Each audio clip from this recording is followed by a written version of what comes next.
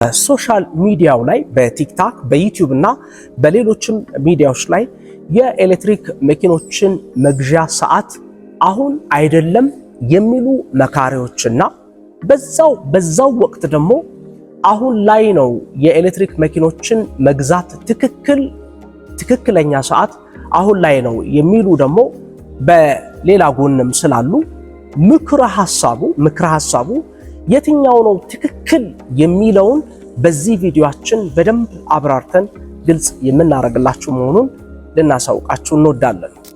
ሰላም ጤና ይስጥልኝ፣ እንደምናላችሁ ሞገስ ሞተርስ ነኝ። ቻናላችንን ሰብስክራይብ በማድረግ ቤተሰብ እንዲሆኑ ጋብዘነውታል። ከመኪና መግዛትና መሸጥ ጋር በተያያዘ ደንበኞችን የማገኝ ስለሆነ ባለፈው ሳምንት ያገኘኋቸው ደንበኛ ያነሱልኝ ጥያቄ ነበርና ይሄም ጥያቄ ምንድነው? እኔ በራሴ በኩል የሃይብሪድ መኪናን መግዛት ነበረ የፈለኩት። አጋጣሚ ሆኖ ከልጄ ጋር ስንወያይ በሷ በኩል ደግሞ ኤሌክትሪክ መኪናውንም እንደ ሐሳብ ሰጥታኛለች። ስለዚህ አንተ እዚህ ላይ ምን ትለኛለህ የሚል ጥያቄ አንስተውልኛል። በሁለተኛነት እና በዋነኛነት ግን በጣም ኤንፋሲስ የሰጡ ጥያቄ ምንድነው? ሌሎች ቪዲዮዎችን ምክር ሐሳቦችን ለማግኘት ብዙዎቻችሁን ለመመልከት ሞክሬ ነበርና በዚህ ሰዓት ኤሌክትሪክ መኪናን መግዛት ጥሩ አይደለም የሚሉ መካሪዎች አሉ። በዛው ወቅት ደግሞ አሁን ላይ ነው የኤሌክትሪክ መኪኖችን መግዛት ተገቢ ሰዓት የሚል ምክር ሐሳብ የሚሰጡ ተንታኞች ገጥመውኛል እና እኔ ግራ ገባኝ። የትኛው ትክክል እንደሆነ ማወቅ ተቸገርኩኝ። ምክንያቱም ሁለቱም የሚያነሷቸው ነጥቦች በየራሳቸው ሳይድ በየራሳቸው ሐሳብ ትክክል ስለሆነ እኔ ትክክለኛውን መለየት ተቸገርኩኝ። ስለዚህ አንተ ምን ትለኛለህ የሚል ጥያቄ አንስተውልኛል። ስለዚህ የመጀመሪያው ጥያቄያቸው ላይ ከሃይብሪድ መኪና ወይስ ኤሌክትሪክ መኪና በሚለው ላይ በመጀመሪያ ደረጃ ለእርሶ በቀን ውስጥ ምን ያህል የኪሎ ሜትር እንቅስቃሴ አሎት፣ ምን ያህል ትሪፕ ነው ከቨር የሚያደርጉት የሚል ጥያቄ አንስቼላቸዋለሁ። ሁለተኛ ያነሳውላቸው ጥያቄ የፋሚሊ ሳይዞ፣ ለምሳሌ በዙሪያዎት ያሉ ከእርሶ ጋር እንቅስቃሴ የሚያደርጉ የሰዎች ቁጥር ምን ያህል ናቸው የሚል ጥያቄ አንስቼላቸው ነበርና በሁለቱ ላይ በተለይ በመጀመሪያው ጥያቄ ላይ ያነሱልኝ ብዙም እንቅስቃሴ እንደሌላቸው፣ በጣም ገፋ ከተባለ የ100 ኪሎ ሜትር ርቀት ያህል ብቻ እንቅስቃሴ እንደሚያደርጉ፣ ይሄም በሳምንት 1 ቀንና 2 ቀን ምናልባት ሊጓዙ እንደሚችሉ ሜቢ አዳማ ሊሆን ይችላል። በጣም ገፋ ከተባለ አዋሳና መሰል ቦታዎች ብቻ እንቅስቃሴ የሚያደርጉ አሳውቀውኛል። ከዛ ውጪ ከተማና ከተማ አካባቢ ላይ ብቻ ኮንሰንትሬት እንደሚያደርጉ መልስ ከሰጡኝ በኋላ እንግዲህ እኔ ለዚህ ተስማሚ የሚሆኑት የኤሌክትሪክ መኪናው በተለይ እስከ 610 ኪሎ ሜትር ድረስ ያሉት ኤስዩቪ ቦዲ ታይፕ ያላቸው ምርቶች ቢሆኑ ከተጨማሪ ወጪ የሚቆጥቡትና ይሄንን ኪሎ ሜትር በመኖሪያ ቤቶ ቻርጅ በማድረግ ግልጋሎት ሊያገኙ የሚገባቸው መሆኑን አሳውቂያቸው በሃይብሪዱ መኪና ላይ መሆን ይችላል።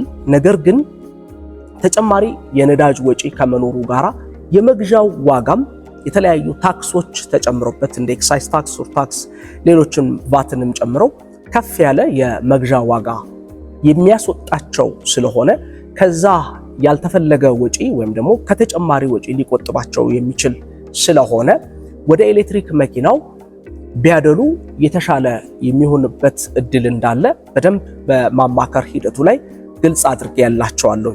በሁለተኛነትና እጅግ በጣም ሲያሳስባቸው የነበረው ደግሞ ያው ቀደም ሲል እንደገለጽኩላችሁ አሁን የኤሌክትሪክ መኪኖችን መግዛት ልክ አይደለም፣ ትንሽ ጠብቆ የሚሉ ምክር ሐሳቦች አሉ። በሌላ ሳይድ ደግሞ አሁን ላይ ነው ኤሌክትሪክ መኪና መግዛት ትክክል የሚል ግራ የሚያጋባ ኮንፊውዝ የሚያደርግ ምክር ሐሳቦችን ከሶሻል ሚዲያው የወሰድኩኝ ስለሆነ አንተ ምን ትመክረኛለህ የሚል ጥያቄ ባነሱልኝ መሰረት እኔ ያሳወቅኳቸው አንድን ፕሮዳክት ለመግዛት ወደ ገበያ ሲወጡ በተለይ ከዋጋ ጋር ተያይዞ በቀጣይ ይቀንሳል፣ ይወርዳል፣ አሁን ላይ ተረጋጉ፣ አትግዙ የሚለው ሐሳብ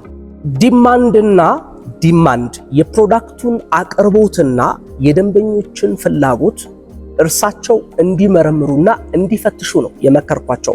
ምክንያቱም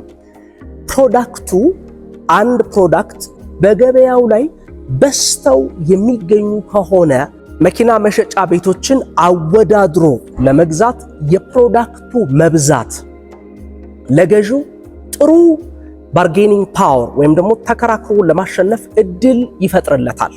ብዙዎች ምክር የሚሰጧችሁ በቀጣይ መኪኖች ሲመጡ የበለጠ ይቀንሳል የሚል እሳቤ ስለሚሰጥ ገዢው በመጠበቅ ጊዜውን የማሳለፍ ያልታሰበ ሁኔታ ሊገጥመው ይችላል። ምክንያቱም አሁን ሲገባ ይቀንሳል ከተባለ በገባ ሰዓትም አይወስንም፣ ቀጥሎ ይገባል እያለ ያስባል። ስለዚህ ፕሮዳክቱን ከመፈለጉ አንጻር ትራንስፖርት አገልግሎት ሊሆን ይችላል ወይም ደግሞ ለሚገለገልበት ጉዳይ እየጠበቀ በመጣ ቁጥር በመሃል የሚፈጠሩ ደግሞ ሌሎች ዳይናሚዝሞች ስለሚኖሩ ወይም ደግሞ በትክክል ስለማይታወቁ ድጋሚ ፕሮዳክቱ ሊጠፋ የሚችልበት ወይም ደግሞ ተባብሶ ጨምሮ ሊመጣ የሚችልበትም አጋጣሚ ስለሚኖር ትክክለኛው ውሳኔ ፕሮዳክቱ በገበያው ላይ በስቶ ያለ ከሆነ መኪና ቤት መሸጫ ቤቶቹን በደንብ አወዳድሮ አስቀንሶ ለመግዛት ትክክለኛው ጊዜ